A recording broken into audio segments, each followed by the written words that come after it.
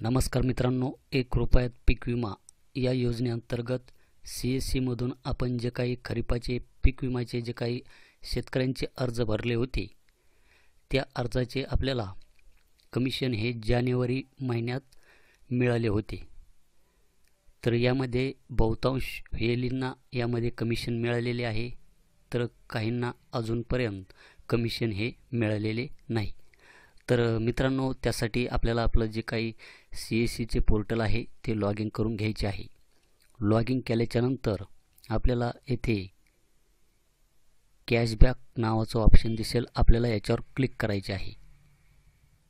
त्यानंतर आपण येथे पाहू शकतात की इथे 9 जानेवारीला या व्हीएलईला 3477 रुपये इतके कमिशन हे आले होते।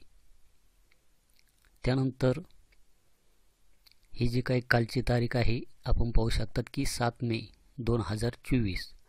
9 जानेवारीच्या नंतर 7 मे 2024ला परत येथे 2736 रुपये हे क्रेडिट झालेले आहे, म्हणजेच कॅशबॅक परत मिळालेला आहे। तर आपण इथे रिमार्कमध्ये पाहू शकतात की कर्नाटका खरीप 23 लॉट 2 म्हणजेच हे जे काही कमिशन आहे हे खरीप 2023 मधले आहे।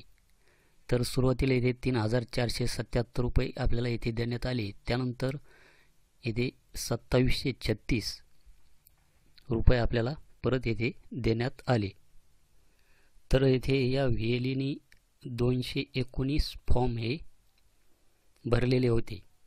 तर येथे 3477 प्लस 2736 म्हणजेच 6213 रुपये इतके होऊ राहिले।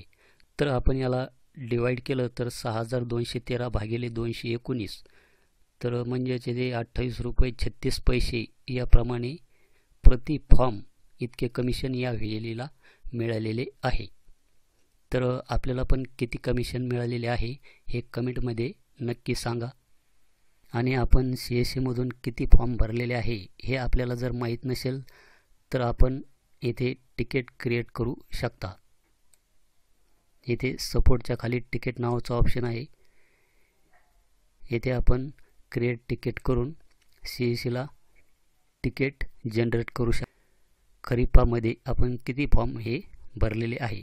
जर आपल्यालाही याबद्दल काही शंका असतील तर आपण CSCला तिकीट क्रिएट करू शकतात आणि त्यांच्याकडून माहितीही घेऊ शकतात। तर हे होतं एक CSC व्हीएलईसाठी छोटंसं अपडेट। भेटूया अशाच एका नवीन अपडेट नवीन व्हिडिओमध्ये। धन्यवाद।